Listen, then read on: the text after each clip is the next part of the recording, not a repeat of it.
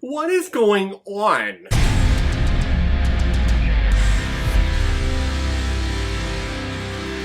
A Serious Man, released in 2009 and is directed by the Coen Brothers, who've also directed such films like Raising Arizona, The Big Lebowski, Oh Brother Where Art Thou, No Country for Old Men, and Fargo. Well, you darn tootin'. And this film is starring Michael Stuhlbarg. Serious Man takes place in 1967. Larry Gopnik, played by Stuhlbarg, is a professor of physics living in St. Louis Park, Minnesota. Currently in the running for tenure at his university, and things are seemingly going okay for Larry. However, as this movie rolls out, everything in his life starts falling apart. His wife is requesting a divorce, his son is a major pothead, his brother is getting in trouble with the IRS for gambling, his redneck neighbor is not obeying the property lines, and an ungrateful student is seemingly bribing him for a better grade in his class. And the film follows Larry in his divine search for finding meaning behind why his life is falling apart. The film is listed as a black comedy, which means that you're looking at the funny side of the darker aspects of life. So when things are going wrong, or if bad things are happening to certain people, black comedy tries to look at the humorous side of it, even though what's actually happening is pretty terrible. And that's just Larry's life throughout this entire movie, and it's really the style of the Coen Brothers. They are so meticulous, and they are so precise in how they present a story with a camera. Almost every film of theirs seems, to me at least, is a slice of life where we have a group of characters that we are watching on screen. This is literally just cut out of their lives. There's nothing like extra spectacular that's happening to them. This is just regular day occurrences and regular day people. And in many instances, just like A Serious Man, we are following how these characters try to make sense of their situation or try to make sense of their life. And that typically leads to a very ambiguous ending, which is exactly what we get here. We get to what seems to me to be the climax of the story, and then the film completely ends with no resolution. At least in my opinion. This film was nominated for Best Picture at the Academy Awards, so I guess a lot of people found solace in the ending, so good for them. The whole film is really a big morality tale. Larry, by all accounts, is a good guy. He is a good person. He doesn't cheat on his wife. He doesn't cause trouble with the neighbors. He is Jewish and he practices his religion continuously. And he's a very honorable professor, which I gotta say I connect with. I like that he stands his ground in here when that student comes to him and he's saying, no, I need a passing grade because I have a scholarship to maintain. Larry's like, yeah, well, you didn't do well on the test. Therefore, you don't get a passing grade because you have a scholarship. You have the test that you need to study for. Whether or not you did, you took the test, you failed, therefore your grade reflects it. I haven't had this conversation a lot because I like to think that I'm good at teaching. Maybe, I'm sure there are students out there who would disagree with that. But I have had this conversation before where someone, needs to have a passing grade because their scholarship needs them to, or maybe their visa requires them to have a better grade. But then I look at their work and I'm like, well, if you plagiarized your paper that you were supposed to turn in unplagiarized, I'm going to give it back as a 0.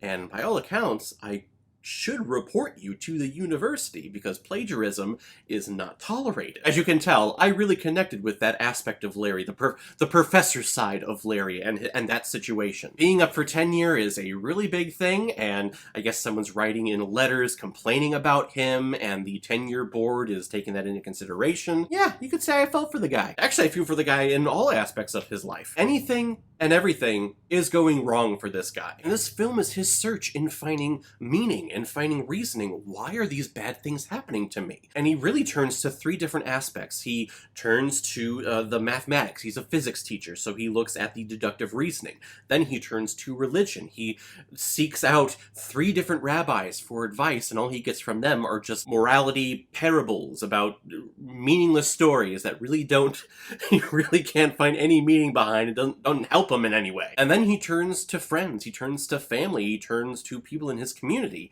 And they kind of let him down too. Really, the moral of this story is, if you're trying to find reasoning behind life, if you're trying to find reasons as to why things happen in life, there really is no meaning, and there really is no reason as to why things happen. It just happens. that's life. I'm sure you've heard the phrase, there's a reason for everything.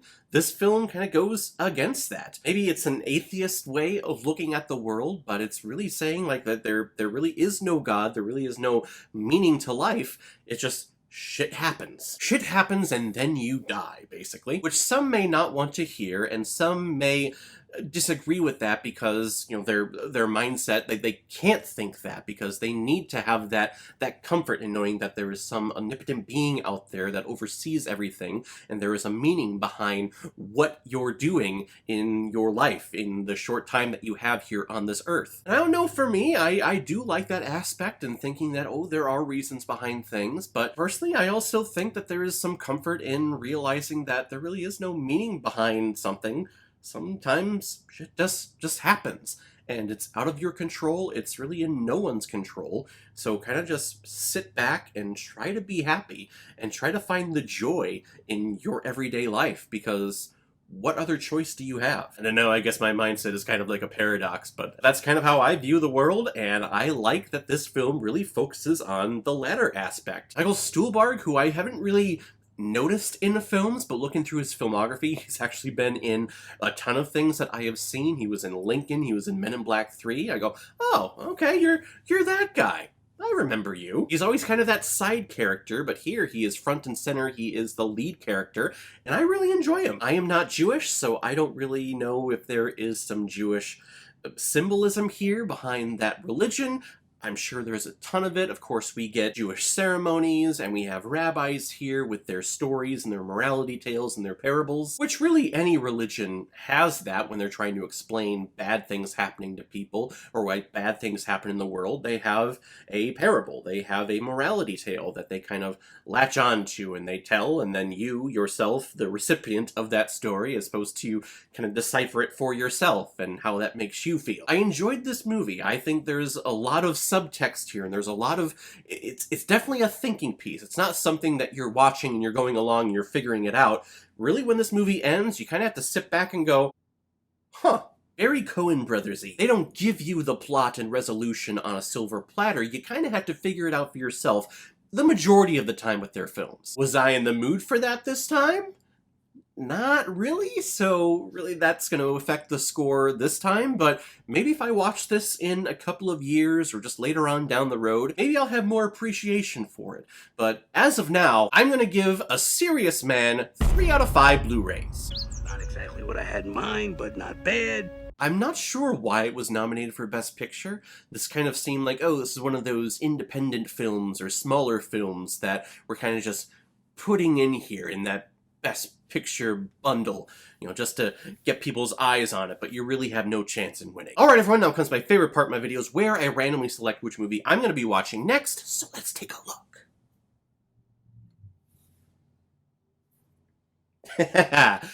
Top Gun. Tom Cruise being Tom Cruisey, and a lot of fit men, sweaty men playing volleyball. Is there a movie that screams more 80s than Top Gun? I'm not sure if there is. It's definitely a classic in the action genre, so we'll check that one out next time. If any of you have recommendations of films that you want me to review on here, leave a comment below this video or go to my Facebook page, my Instagram, or my Twitter. You can leave your recommendation there. If I have access to it, I will watch, review it, and give you a shout out on the channel. And if you really want to help support me and help me build this channel to something bigger than what it's been for the last 3 years, or if you really want me to do your recommendation as quickly as I possibly can, you can make a PayPal donation by selecting the donate button on the main page of my YouTube channel. Any size donation will do. You can attach your movie to your donation, and if I have access to it, I will watch it and get your review done as quickly as I possibly can. So guys, have you seen A Serious Man? What did you think about it? Did you get any other meanings behind the morality tale that it was preaching? Whatever you think, comment below, let me know what you thought about it. And as always, if you like what you see here, if you like my take on movies, then hit the subscribe button, and make sure you hit that bell so you'll know the next time I'm releasing my next movie review. So guys, I will see you next time with my review of Top Gun. So in the meantime, be well, be good to each other, and go watch a movie. Take care, guys.